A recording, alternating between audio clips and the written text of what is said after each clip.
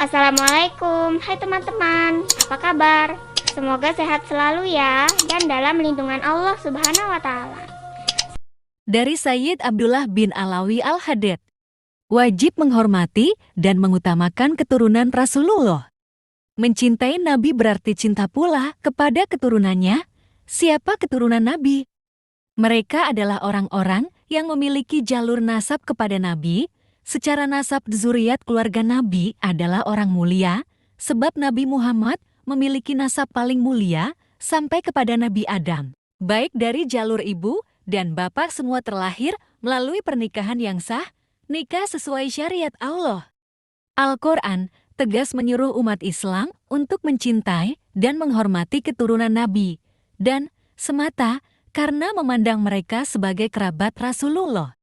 Lalu bagaimana cara mencintai para keturunan Nabi yang biasa dijuluki Sayyid, Syarif, atau panggilan lain yang lebih populer disebut Habib?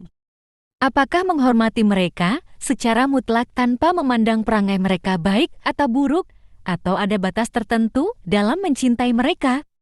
Allah berfirman, "Katakanlah wahai Muhammad, tidak aku minta suatu balasan, melainkan kecintaan kalian pada kerabatku." Al-Quran Surat Al-Syura ayat 23. Al-Baghawi dalam kitab tafsirnya menukil perkataan Sa'id bin Jubair menafsirkan kalimat kurba pada ayat di atas dengan arti keluarga Nabi. Demikian juga riwayat dari Imam Syubi, Tahaus, dan Ibnu Abbas. Dengan demikian, sebagai umat Nabi Muhammad, wajib menghormati zuriat seperti Sayyid, Syarif, dan Habib yang memiliki garis nasab dengan Rasulullah. Dengan kata lain, mencintai Ahlul Bait adalah perintah dari Allah langsung. Sampai Rasulullah tidak meminta balasan apapun dari umat Islam kecuali menghormati dan mencintai anak cucunya. Bagaimana bentuk cinta terhadap Ahlul Bait tersebut? Pertanyaan ini dijawab oleh Sayyid Abdullah bin Alawi Al-Haddad dalam kitabnya Al-Fushul Al-Ilmiyah wa Al-Usul Hikamiyah. Tulisnya, Ahlul Bait mempunyai keistimewaan tersendiri. Nabi memberi apresiasi secara khusus pada mereka. Dalam banyak kesempatan, beliau berwasiat agar umat Islam mencintai mereka, sebagaimana juga Allah memberi perintah yang sama seperti pada ayat di atas. 1. Hadis Abu Hurairah katanya, Rasulullah bersabda, penduduk Yaman datang, mereka lebih lembut hatinya. Iman ada pada orang Yaman, fiqh juga ada pada orang Yaman, kemudian hikmat juga ada pada orang Yaman. 2. Hadis Abi Mas'ud Uqbah bin Amru katanya, Rasulullah memberi isyarat dengan tangan ke arah Yaman, seraya bersabda, ingatlah, sesungguhnya iman ada di sana, sedangkan kekerasan dan kekasaran hati ada pada orang-orang yang bersuara keras berhampiran pangkal ekor unta. Ketika muncul sepasang tanduk syaitan, yaitu pada Bani Rabi'ah dan Bani Mudhar. 3. Rasulullah bersabda, sesiapa yang dilambatkan oleh amalannya, tidaklah dia dipercepatkan oleh nasab keturunannya. 4. Dari Abdul Muthalib ibnu Rabah ibnul Karihif. Katanya Rasulullah telah bersabda, sesungguhnya sedekah itu berasal dari kotoran harta manusia dan ia tidak dihalalkan bagi Muhammad maupun bagi keluarga Muhammad. HR Imam Muslim. 5. Imam At-Tabarani dan lain-lain mengketengahkan sebuah hadis yang bermaksud, belum sempurna keimanan seorang hamba Allah sebelum kecintaannya kepadaku melebihi kecintaannya kepada dirinya sendiri. Sebelum kecintaannya kepada keturunanku, melebihi kecintaannya kepada keturunannya sendiri. Sebelum kecintaannya kepada ahli baitku, melebihi kecintaannya kepada keluarganya sendiri. Dan sebelum kecintaannya kepada zatku, melebihi kecintaannya kepada zatnya sendiri.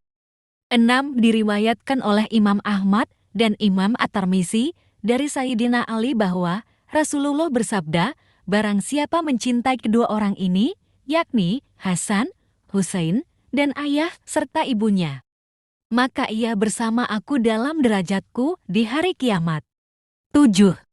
Ibnu Abbas berkata bahwa Rasulullah pernah bersabda, cintailah Allah atas kenikmatan yang diberikannya kepadamu sekalian, dan cintailah aku dengan mencintai Allah, dan cintailah ahlul baitku karena mencintaiku.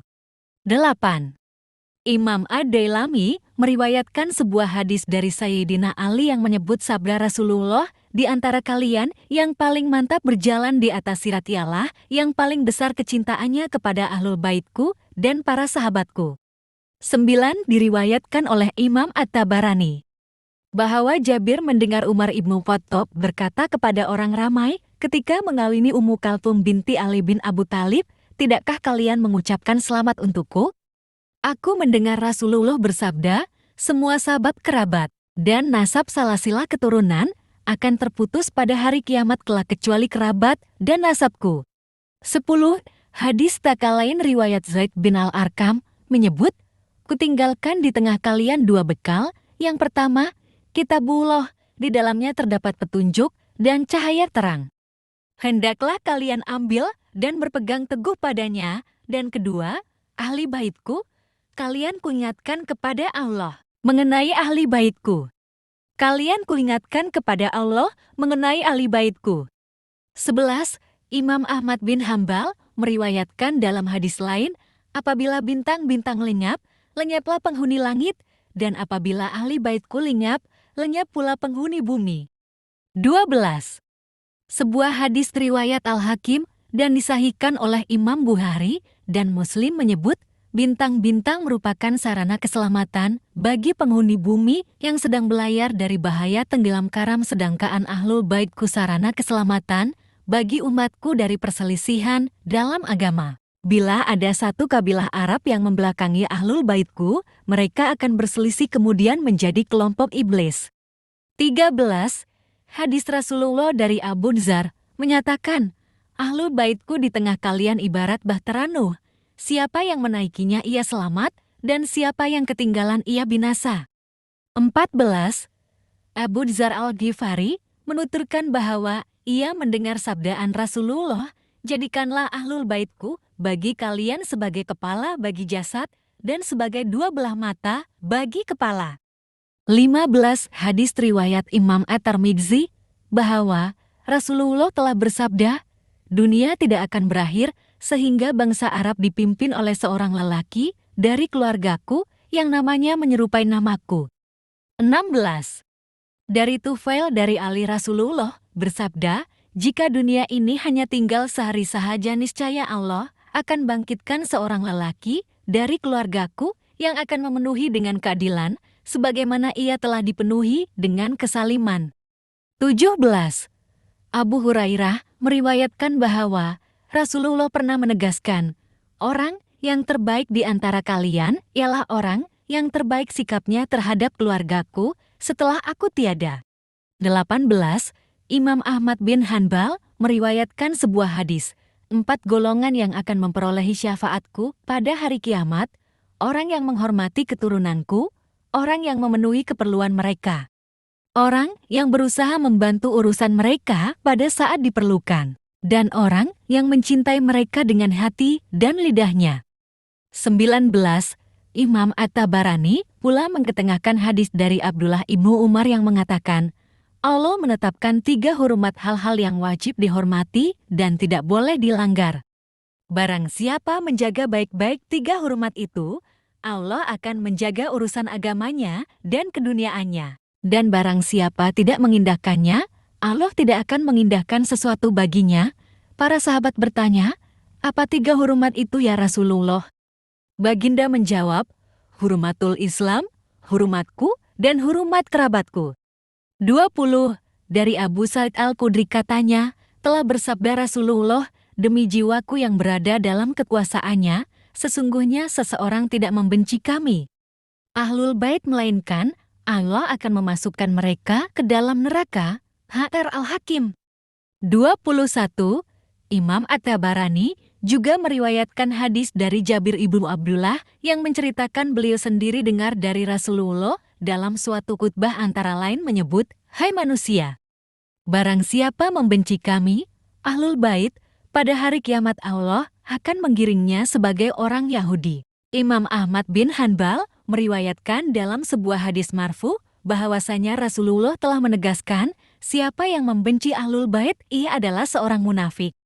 22. Menurut riwayat Imam Bukhari yang diterimanya dari Abi Bukrah, Dia ini berkata, "Aku pernah melihat Rasulullah sedang berdiri di atas mimbar sedang Hasan duduk melihat sebentar kepada orang banyak, lalu melihat pula kepada Rasulullah sebentar.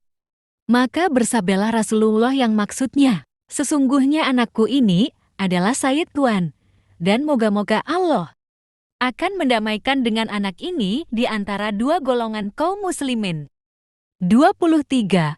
Rasulullah berpesan kepada manusia agar tidak tersesat jalan, sabdanya, "Wahai umat manusia, sesungguhnya telah kutinggalkan pada kamu yang apabila kamu berpegang dengannya, kamu tidak akan tersesat kitab Allah. Dan itrahku ahlul baitku." HSR Al-Turmudzi 238. 24. Didiklah anak-anak kalian atas 3 hal: mencintai Nabi kalian, mencintai ahli baitku. Habaib membaca Al-Quran.